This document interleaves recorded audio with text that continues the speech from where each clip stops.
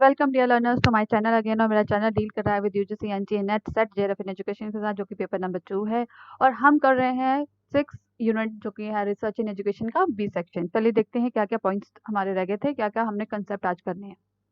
First of all मैं अपनी suggestion जो आपको रिपीट कर देती हूँ कि अगर आप मेरी वीडियोस को देख रहे हैं तो नोट्स ज़रूर बनाएं, क्योंकि मैं आपको कंटेंट प्रोवाइड कर रही हूँ, और उनको थॉरली रिवाइज करें डेली बेसिस पे। और अगर आपको कोई डाउट्स आ रहे हैं तो कमेंट सेक्शन में ज़रूर लिखें। और कंसिस्टेंटली वॉच वीडियोस, जो मैं आपको वीडियोस भेज रही हूँ उनको आप कंसिस्टेंटली वॉच करें, क्योंकि मैं यहाँ पे सीरियल वाइज आपको जो सिलेबस अब करवा रही हूँ।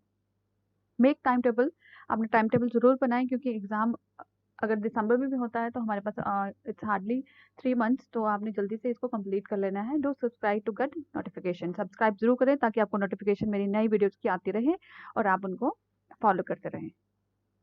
चलिए स्टार्ट करते हैं। आज हमने करना क्या है, आज हम करेंगे 4th टॉपिक, क्योंकि 3 टॉपिक जो है हमने प्रीवियस वीडियोस में कर लिए थे। आज हम करेंगे formulating hypothesis, characteristic of good hypothesis. इसको हम डीपली स्टडी करेंगे। चलिए स्टार्ट करते हैं। First of all is formulating hypothesis. हमने हाइपोथेसिस के बारे में पढ़ा कि विदाउट हाइपोथेसिस हमारी रिसर्च जो कंडक्ट ही नहीं हो सकती, क्योंकि अगर हमें पता ही नहीं होगा कि क्या क्वेश्चन है और क्या उसका हमने आंसर फाइंड आउट करना है, या क्या कॉज फाइंड आउट करना है, अगर स्टेटमेंट ही नहीं होगी तो उसका आंसर कैसे फाइंड आउट करेंगे। तो हाइपोथेसिस बहुत इंपॉर्टेंट रोल प्ले करता है हमारी रिसर्च में। अब बात आती है कि हमने हाइपोथेसिस की तो बात कर ली, 2 तरीके के हाइपोथेसिस भी पढ़ लिए हमने, एक एच नॉट और एच वन जो हमारे मेन होते हैं। H naught is a null hypothesis, H one is alternative. इसके अलावा भी हमने 2 पढ़े थे कि एक डायरेक्शनल होता है और नॉन डायरेक्शनल होता है। डायरेक्शनल जो है वो शो करता है कि किस तरीके से 2 वेरिएबल के बीच में जो रिलेशनशिप है वो पॉजिटिव है, नेगेटिव है, या उसमें नो रिलेशनशिप है। यहाँ पे नॉन डायरेक्टिव होता है जहाँ पे कोई डायरेक्शन की बात नहीं होती, सिंपली हम कहते हैं कि यहाँ पे कोई भी रिलेशनशिप जो है वो नहीं होगा। तो हमने 4 तरीके के हाइपोथेसिस जो है वो पढ़े थे पहले, जिसमें से मेन जो है वो 2 ही हैं, एक नल हाइपोथेसिस होता है और एक अल्टरनेटिव होता है। नल हाइपोथेसिस शो करता है कि 2 वेरिएबल्स के बीच में रिलेशनशिप बिल्कुल नहीं है, वो इफेक्ट नहीं करते हैं एक दूसरे को। और जो हमारा अल्टरनेटिव है वो हमारा यस वाला केस होता है। हम कहते हैं यस, 2 जो हमारे वेरिएबल हमने लिए हैं इंडिपेंडेंट एंड डिपेंडेंट वेरिएबल, वो उनके बीच में जो रिलेशन है वो एग्जिस्ट करता है। पिछली वीडियोस में मैंने आपको एक एग्जांपल दी हुई है, क्या दी हुई है कि पॉल्यूशन डज इफेक्ट एनवायरनमेंट, उसी को लेके चलते हैं ताकि डीपली हम इसको स्टडी कर पाए। अब हमने जो हाइपोथेसिस है वो लेते कहाँ से हैं, एनवायरनमेंट से लेते हैं। हम प्रॉब्लम के साथ कन्फ्रंट होते हैं और देखते हैं कि ये प्रॉब्लम आ रही है, तो इसके ऊपर हम रिसर्च कंडक्ट करेंगे और उसके लिए फिर हम हाइपोथेसिस जो बनाते हैं। लाइक हमने पोल्यूशन देखा कि पोल्यूशन जो एनवायरनमेंट को इफेक्ट कर रहा है, तो हमने 2 हाइपोथेसिस बना लिए। First of all null hypothesis बनाएंगे, that pollution does not effect environment, and then alternative hypothesis बनाएंगे कि pollution does effect environment. Null में नो का केस, अल्टरनेटिव का यस का केस। ओके, अब ये तो हमने बना लिया बड़ी इजीली। अब देखते हैं कि अगर हमने हमारे हमारे पास कोई प्रॉब्लम आती है और उसका हाइपोथेसिस हमने बनाना हो, तो हमने किन किन चीज़ों का ध्यान में रखते हुए उनको हाइपोथेसिस को बनाना है। तो formulating hypothesis require a specific testable and predictable statement. Okay, तो जब भी हमने कोई हाइपोथेसिस बनाना है तो हमने वहाँ पे प्रिडिक्टेबल जो है वो स्टेटमेंट जो है वो देखनी है, कि इस तरीके का जहाँ से हमें ये श्योर होता हो कि किस तरीके की हम स्टेटमेंट बनाएं ताकि हमारी जो थ्योरी है उसके ऊपर जो हम कंडक्ट कर पाए। Okay, driven from theoretical guidance, ठीक है, और prior evidence, hypothesis can be formulated in various research design. In qualitative research, अगर हम क्वांटिटेटिव रिसर्च की बात करें तो हाइपोथेसिस इज मस्ट, ठीक है। क्वांटिटेटिव हाइपोथेसिस में हाइपोथेसिस बहुत इंपॉर्टेंट रोल प्ले करता है। अगर हम क्वांटिटेटिव रिसर्च करेंगे तो वहाँ पे हाइपोथेसिस बनाएंगे ही, ठीक है। इन क्वालिटेटिव हाइपोथेसिस, अगर क्वालिटेटिव हाइपोथेसिस की बात करें, sometimes hypothesis is not required, कई बार जो है हाइपोथेसिस हमारा रिक्वायर्ड नहीं होता है। कौन से केसेस में हाइपोथेसिस रिक्वायर्ड नहीं होता है, अगर आपको याद हो तो मैंने आपको पढ़ाई थी हिस्टोरिकल रिसर्च, जहाँ पे हम कहते हैं कि हाइपोथेसिस की जरूरत ही नहीं है। अब क्यों नहीं होती है हिस्टोरिकल में, क्योंकि ऑलरेडी इवेंट जो है वो हो चुके हैं, तो वहाँ पे हाइपोथेसिस बनाने की जरूरत ही नहीं है, क्योंकि हम उनको डिटेल में ही स्टडी कर रहे हैं। जो पास्ट इवेंट हैं उनको हम स्टडी कर रहे हैं कि किस तरीके से क्या कॉजेस रहे जिनकी वजह से वो जो इफेक्ट है वो हुए हैं। ओके, तो यहाँ पे जब हम हिस्टोरिकल की बात करते हैं तो वहाँ कई बार हम हाइपोथेसिस नहीं बनाते, तो हम कह सकते हैं कि जो क्वालिटेटिव रिसर्च होती है sometimes hypothesis is not required. अब आगे बात कर लेते हैं इंडक्टिव और डिडक्टिव मेथड की। तो अगर बात करें इंडक्टिव मेथड की, तो in inductive method we firstly observe, हम पहले ऑब्जर्व करते हैं, then follow pattern, tentative hypothesis बनाते हैं, एंड देन थ्योरी बिल्ड करते हैं। इंडक्टिव का मतलब क्या होता है, इंड्यूस करना, ठीक है। इंड्यूस करना मतलब कुछ ऑब्जर्व करने के बाद उसको हम एक थ्योरी के पास लेके जाएंगे, मतलब पहले ऑब्जर्व करेंगे और देन थ्योरी बनाएंगे। ओके। और डिडक्टिव में क्या करते हैं, थ्योरी से हम एग्जांपल्स निकालते हैं। ओके, जो ऑलरेडी फॉर्मूला हमारे पास है वहीं से हम जो एग्जांपल्स है उसको निकाल के लेके आते हैं। तो in deductive method we start from theory. Deductive method में हम थ्योरी से स्टार्ट करेंगे, then hypothesis is formed, then we do observation and at last we confirm कि जो हमने थ्योरी बनाई थी वो कितनी ट्रू है। तो इंडक्टिव में हम स्टार्टिंग से ले चलते हैं, ऑब्जर्व करते हैं, देन धीरे धीरे पैटर्न बनाते हैं, देन हाइपोथेसिस बनाते हैं और एट लास्ट थ्योरी बनाई जाती है। और डिडक्टिव में पहले ही स्टार्ट करते हैं हम थ्योरी से स्टार्ट करके ऑब्जर्वेशंस करेंगे, एक्सपेरिमेंट्स करेंगे, उसके बाद हम अपने रिजल्ट को कंफर्म करेंगे कि जो हमने थ्योरी बनाई थी वो हमारी सही है या गलत है। ओके, आई होप आपको समझ आ गया है। यहाँ पे हमने फॉर्मुलेटिंग हाइपोथेसिस में 4 चीजें पढ़ी है। दैट क्वांटिटेटिव रिसर्च में हाइपोथेसिस मस्ट है।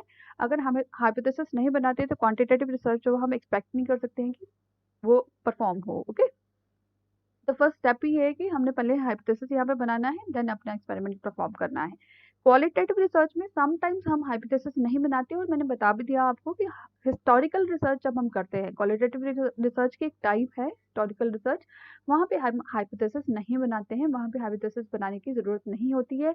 और ये क्वेश्चन बहुत बार एग्जाम में पूछा जाता है कि कौन सी ऐसी रिसर्च है जहाँ पे हाइपोथेसिस नहीं बनता। आप क्या कहेंगे, वो हिस्टोरिकल रिसर्च है जहाँ पे हाइपोथेसिस नहीं बनाया जाता। ये क्वेश्चन बहुत बार एग्जाम में रिपीट हुआ है, इसको कहीं लिख के आप रख लीजिए कि जो हिस्टोरिकल रिसर्च होती है वहाँ पे हाइपोथेसिस की जरूरत नहीं होती है। सिर्फ एक ऐसी ही हिस्टोरिकल रिसर्च ही है जहाँ पे हाइपोथेसिस हम नहीं बनाते हैं। नेक्स्ट हमने पढ़ा कि इंडक्टिव मेथड जो है ना, वहाँ पे हम इंड्यूस करते हैं, that mean first we observe then we form theory. Okay, और डिडक्टिव में पहले हम थ्योरी लेते हैं, फिर ऑब्जर्वेशंस करते हैं, और फिर जो हमने थ्योरी बनाई है उसको कंफर्म करते हैं। ओके, आई होप आपको ये जो स्लाइड है वो अच्छे से समझ आ गई है। चलते हैं नेक्स्ट स्लाइड पे। नेक्स्ट स्लाइड में मैंने आपको इंडक्टिव और डिडक्टिव का जो एक पैटर्न बना के दिया है ताकि आपको याद रहे, क्योंकि ये भी क्वेश्चन बहुत बार एग्जाम में पूछा जाता है कि इंडक्टिव में हम क्या स्टेप्स फॉलो करते हैं और डिडक्टिव में हम क्या स्टेप्स फॉलो करते हैं। दोनों ही बहुत ही इंपॉर्टेंट है। इंडक्टिव में हम पहले क्या करते थे, ऑब्जर्वेशन इंड्यूस कर रहे हैं, पहले observation, pattern, tentative hypothesis and at last theory. जबकि डिडक्टिव में थ्योरी से स्टार्ट करेंगे, थ्योरी, हाइपोथेसिस, ऑब्जर्वेशन, कन्फर्मेशन। तो ये दोनों चीजें जो आपने ध्यान से पढ़ लेनी है, क्योंकि ये पेपर नंबर 1 का मैंने आपको बताया था कि यूनिट नंबर 2 है ना, रिसर्च एप्टीट्यूड, उसमें भी ये क्वेश्चन बहुत बार पूछा गया है। तो इसको आपने ध्यान से जो है वो लर्न कर लेना है। Inductive mean first observation at last theory, और डिडक्टिव मीन थ्योरी से स्टार्ट करके then observation and then confirmation. तो चलते हैं नेक्स्ट स्लाइड पे। Next is formulating hypothesis. First of all identify the area of interest to be researched. अगर आप hypothesis बनाना चाहते हैं तो पहले आप ये डिफाइन करेंगे कि कहाँ पे हम ये जो रिसर्च है वो कंडक्ट करना चाहते हैं। वो एरिया आपके इंटरेस्ट का होगा, ऑब्वियस सी बात है। आपको कोई प्रॉब्लम लगी है ऐसी कि जहाँ पे आपको लग रहा है कि ये बहुत ऐसा एरिया है जहाँ पे मैं रिसर्च कंडक्ट कर सकता हूँ और जहाँ पे मेरा इंटरेस्ट है, जिस एरिया में मैं रिसर्च कंडक्ट करना चाहता हूँ, सबसे पहले वो एरिया फाइंड आउट करें। Question should be more narrowly defined than general research topic. अब जैसे मैंने आपको बोला कि पोल्यूशन डज इफेक्ट इन्वायरमेंट, तो ये जनरल है या स्पेसिफिक है? ये एक जनरल रिसर्च टॉपिक है। ये पोल्यूशन डज इफेक्ट इन्वायरमेंट, हम यहाँ पे इसको स्पेसिफाई नहीं कर रहे हैं इसका एरिया। लेकिन अगर मैं स्पेसिफाई कर दूं किसी सिटी का नाम ले लूं, लाइक पोल्यूशन इफेक्ट इन्वायरमेंट इन दिल्ली सिटी, तो ये क्या हो जाएगा, स्पेसिफिक हो जाएगा। क्या हो जाएगा, स्पेसिफिक हो जाएगा। और यहाँ पे अब हम रिसर्च कंडक्ट कर सकते हैं, क्योंकि अगर हम ब्रॉडर एरिया लेंगे, जनरल टॉपिक लेंगे, तो वहाँ पे हमारा एरिया डिफाइंड नहीं है, तो सैंपल कहाँ से कलेक्ट करेंगे, हमें वहाँ पे कोई भी श्योरिटी नहीं रहेगी, मतलब कोई डिफाइंड एरिया नहीं रहेगा। लाइक अगर मैंने बोल दिया pollution effect in environment in Delhi city, तो हम दिल्ली सिटी का ही सैंपल उठाएंगे, वहां से ही सैंपल लेंगे, तब सैंपल जो हमारा यहाँ पे होगा डिफाइंड सैंपल हो जाएगा कि हमने दिल्ली की बात करी है। दैट मीन्स जो रिजल्ट आएंगे वो भी दिल्ली सिटी के ही अकॉर्डिंग आएँगे। तो ये क्या हो जाती है, स्पेसिफिक एरिया के ऊपर हो जाती है, तो आपने जनरल टॉपिक नहीं लेना है, आपने स्पेसिफिक लेना है, ताकि जो आप रिसर्च कंडक्ट करें वो काफ़ी हद तक जो है वो सही आए, मतलब वहाँ पे आपको कोई प्रॉब्लम नहीं आए। अगर जनरल एरिया लेंगे तो वो आपकी रिसर्च जो है ना वो एप्रोप्रिएटली नहीं आप कर पाएँगे, क्योंकि आपने वहाँ पे डिफाइन ही नहीं किया है area.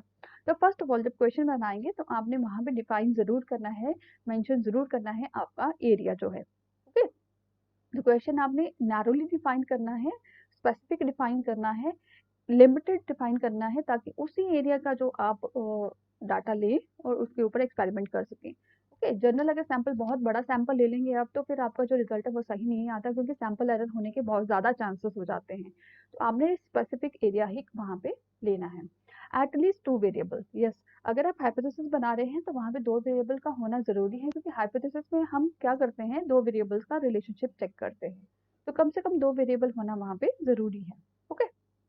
Next is, at time of formulating hypothesis, it is an attempt to answer the question by making it confidential statement like smoking may cause lung cancer. ठीक है, जब हम hypothesis formulate कर रहे हैं तो जो आंसर है ना वो एक कॉन्फिडेंशियल स्टेटमेंट होनी चाहिए। लाइक ऐसा नहीं है कि आपने गलत सी स्टेटमेंट दे दी है, ठीक है, ऐसा नहीं, वो कॉन्फिडेंशियल स्टेटमेंट होनी चाहिए कि जहाँ से आपको लगे कि कल को जब मैं अपना रिजल्ट निकालती हूँ तो वो कहीं ना कहीं भी उसके साथ जो है वो रिलेट करे। ओके, ऐसा नहीं कि आपने अटपटा सा जो क्वेश्चन है वो हाइपोथेसिस फॉर्मुलेट कर दिया है और रिजल्ट में कुछ और ही आ रहा है। नहीं, हाइपोथेसिस आपने बहुत सिंसियरली, बहुत तरीके से, बहुत अच्छे तरीके से पढ़ के और उसको हाइपोथेसिस को इस तरीके से आपने लिखना है कि उसकी कोई सेंस निकले।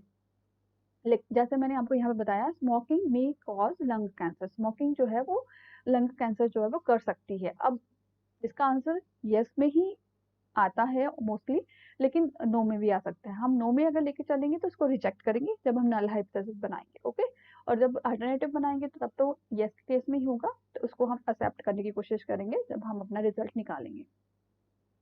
if and then are the mostly used while formulating hypothesis।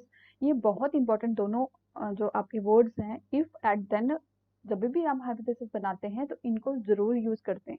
Like आप लिखेंगे if a person keeps smoking then it may cause lung cancer to him। Okay, तो यहाँ पे इफ और देन का जो बहुत इंपॉर्टेंट रोल होता है, इसको आपने जरूर ध्यान में रखना है कि जब भी आप हाइपोथेसिस देखेंगे कहीं पे पढ़ेंगे तो वहाँ पे इन दोनों वर्ड्स को जरूर यूज किया गया होता है। Okay, there always 2 groups, control group and experimental group.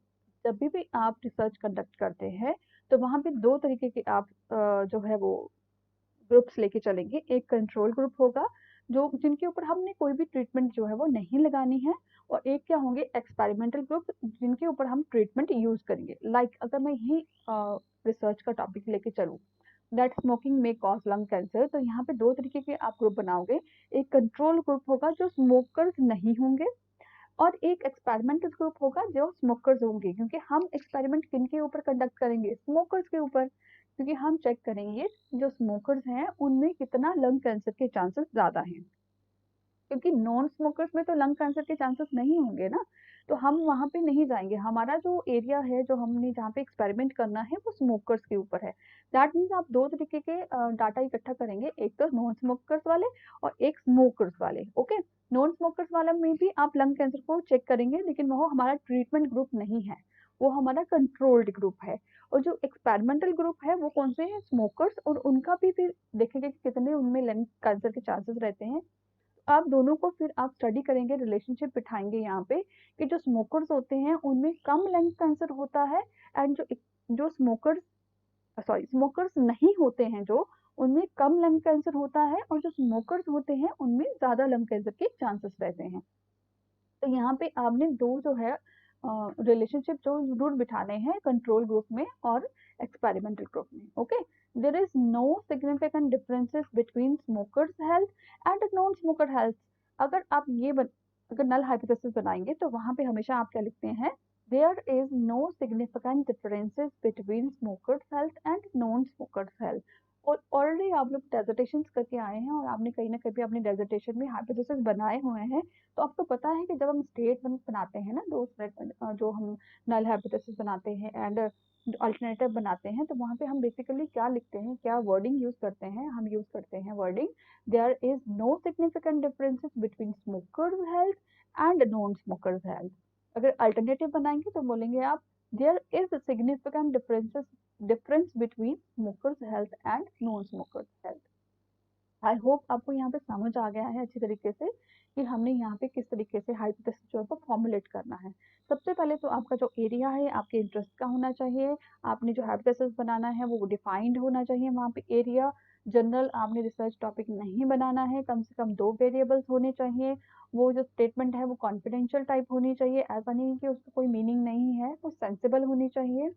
वहाँ पे इफ एंड देन का जो है वो यूज होता है मोस्टली जब आप फॉर्मुलेट करते हैं यहाँ पे दिस इज। और यहाँ पे मैंने जनरल सा आइडिया दिया है आपको, एक कंट्रोल ग्रुप का और एक्सपेरिमेंटल ग्रुप का, और एक जनरल सी स्टेटमेंट बना के आपको दी है कि किस तरीके से अपने हाइपोथेसिस अपना फॉर्म करना होता है।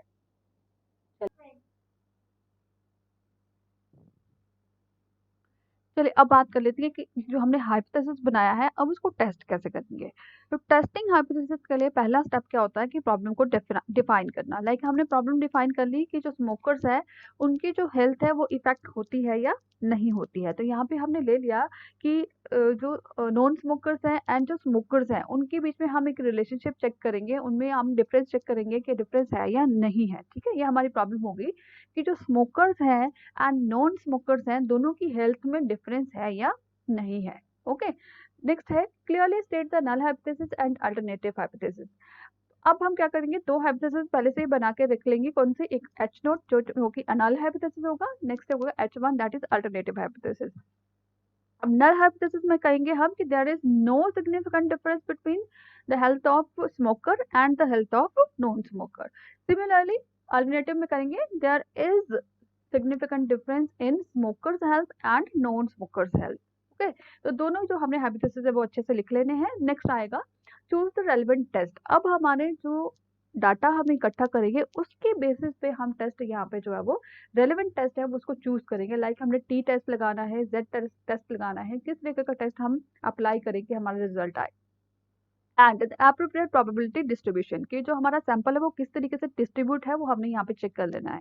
ओके, अब हमने टी मान लीजिए कि टी टेस्ट जो है वो हमने यहाँ पे चूज कर लिया कि अपने डाटा के ऊपर हम टी टेस्ट जो है वो लगाने वाले हैं। अब उसके बाद हम करते हैं चूज द क्रिटिकल वैल्यू। अब क्रिटिकल वैल्यू वो वैल्यू होती है जो फिक्स्ड होती है, जो आप टेबल से लेके आते हैं और जिसके साथ आप अपने एक्सपेरिमेंटल वैल्यू जो आपने एक्सपेरिमेंट किया, रिसर्च किया, उसकी बेसिस पे जो आपका रिजल्ट आया उसको कंपेयर करते हैं।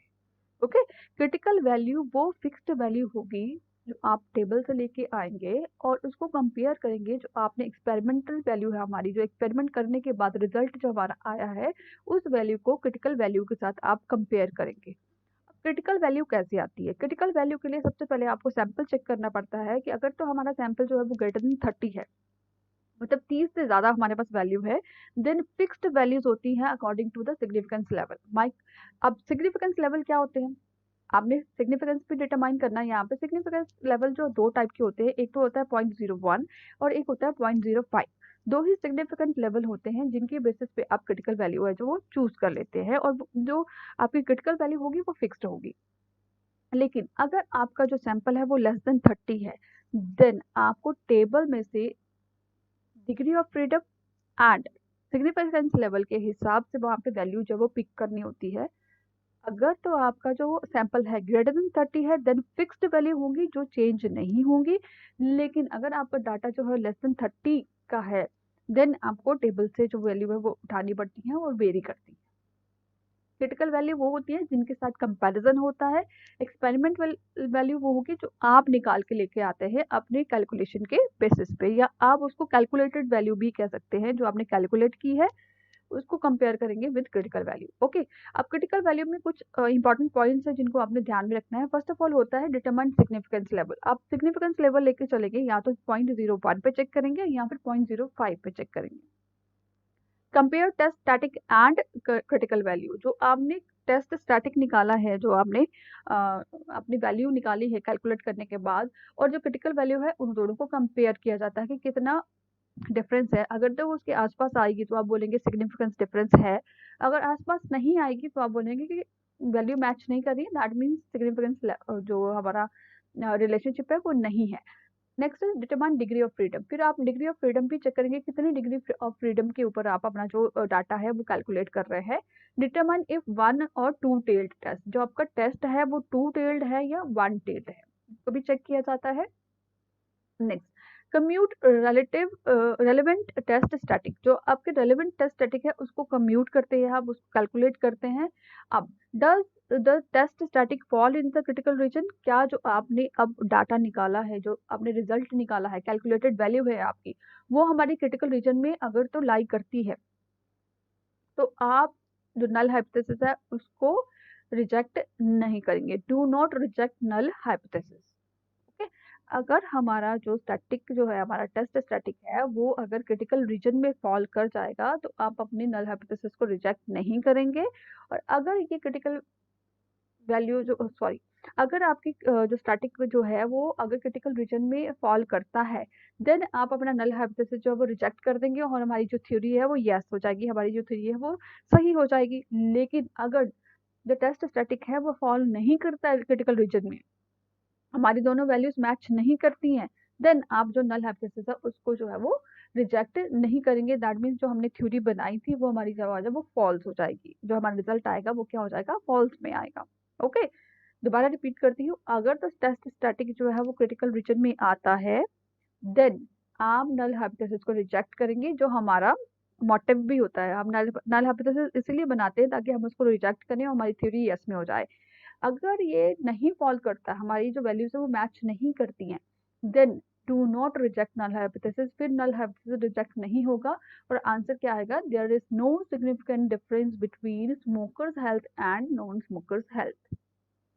ओके, आई होप आपको ये पूरा का पूरा जो चार्ट मैंने बना के दिया है वो अच्छे से समझ आ गया है और आपको पता लग गया है कि किस तरीके से हम हाइपोथेसिस को टेस्ट करते हैं। फर्स्ट ऑफ ऑल आप प्रॉब्लम डिफाइन करेंगे, अल्टरनेटिव एंड नल हाइपोथेसिस बनाएंगे, चूज करेंगे टेस्ट को, कौन सा टेस्ट लगाना है, देन क्रिटिकल वैल्यू आ जाती है, आपने क्रिटिकल वैल्यू जो वो चूज कर लेनी है, अपॉन डिपेंड करेगी आपकी सैंपल साइज के ऊपर। सैंपल साइज 30 से अगर कम होगा तो आपको जो वैल्यू है वो टेबल से लेनी है, और अगर हमारी जो सैंपल है वो 30 से ज़्यादा है तो फिक्स्ड वैल्यू हो जाती है 0.01 के लिए, 0.05 के लिए, जो मैं आपको आगे जाके बताऊंगी कि क्या वैल्यूज इनके लिए होती है। ओके, और इस क्रिटिकल वैल्यू में बहुत सारी चीज़ें जो वो रोल प्ले करती हैं। यहाँ पर डिग्री ऑफ फ्रीडम आपको पता होनी चाहिए, आपको पता होना चाहिए सिग्निफिकेंस लेवल, आपको पता होना चाहिए कि हमारा टेस्ट टू टेल्ड है या वन टेल्ड है। आपने स्टैटिक जो है वो फाइंड आउट करना है, फिर चेक करना है कि हमारी क्रिटिकल रीजन में फॉल कर रहा है या नहीं कर रहा। अगर फॉल करेगा तो हम रिजेक्ट कर देंगे नल हाइपोथेसिस को, अगर फॉल नहीं करेगा तो हम नल हाइपोथेसिस को रिजेक्ट नहीं करेंगे। ओके, आई होप अब आपको ये सारा का सारा जो है क्लियर हो गया है। नेक्स्ट देखते हैं। Next is characteristic of good hypothesis. अब हम बात कर लेते हैं कि जो हमने हाइपोथेसिस बनाया ना उसके क्या क्या कैरेक्टरिस्टिक्स होनी चाहिए। फर्स्ट ऑफ ऑल वो होना चाहिए क्लियर एंड प्रिसाइज, छोटा सा मतलब सिंपल सा आपने बनाना है, कंफ्यूजिंग नहीं बनाना है, सीधा सा जो आपको समझ आए और जो पढ़ने वाले को भी समझ आए। ओके, टेस्टेबल, हाँ वो टेस्टेबल होना चाहिए। पहले तो इस तरीके से वेरिएबल्स आपने लेने हैं कि उनके बीच में रिलेशनशिप आप बिठा सके। ओके, रिलेशनशिप बिटवीन वेरिएबल्स, उनके बीच में वेरिएबल्स के बीच में जो है कुछ एप्रोप्रिएट रिलेशनशिप चेक करने के लिए पॉसिबिलिटी होनी चाहिए। Next is limited in scope, scope उसका लिमिटेड होना चाहिए। आपने बिगर एरिया नहीं लेना है कि आपका सैंपल इतना ज्यादा हो जाए कि आप उसको स्टडी ना कर पाए। ओके, आपने लिमिटेड एरिया लेना है ताकि उसको अच्छे तरीके से आप टेस्ट कर पाए। नेक्स्ट इज इजीली अंडरस्टैंडेबल, जो आपने हाइपोथेसिस लिखना है वो इजीली अंडरस्टैंडेबल होना चाहिए। Next is explain the facts, आपका हाइपोथेसिस जो है वो वही आपका बेस होता है रिसर्च का, वहीं से आपको आंसर भी मिल जाता है। तो वो इस तरीके से आपने बनाना है कि आप उसको यस या नो कर पाए और वहां से फैक्ट जो है वो ना कोई निकल के आना चाहिए। आपकी जो थ्योरी है ना वो फैक्ट्स के ऊपर होनी चाहिए कि आप वहाँ पे कुछ ना कुछ ऐसा रिजल्ट निकालना चाहते हैं जो हमारे लिए जो है वो इंफॉर्मेटिव हो या फिर हमारे लिए वो यूजफुल हो। ओके, तो ये बात होगी कैरेक्टरिस्टिक्स की। आज हमने पढ़ा कि हमने हाइपोथेसिस फॉर्मेशन कैसे करनी है, किस तरीके से उनको टेस्ट करना है और क्या क्या उसके कैरेक्टरिस्टिक्स होने चाहिए। आई होप आपको तीनों टॉपिक बहुत अच्छे तरीके से समझ आ गए हैं। चलिए यहीं पे अपनी वीडियो को खत्म करते हैं। कीप लर्निंग कीप गोइंग, इसी तरह से पढ़ते रहिए और बढ़ते रहिए और आप जरूर से अपना जो भी फाइंड आउट कर लेंगे। अगर आपके लिए जेआरएफ जो है इंपॉर्टेंट है, और अगर नहीं इंपॉर्टेंट होगा तो आपके लिए बहुत सारे एक्सक्यूजेस हैं। ओके, तो मैं मिलती हूँ आपको नेक्स्ट वीडियो में। Till then take care, bye bye.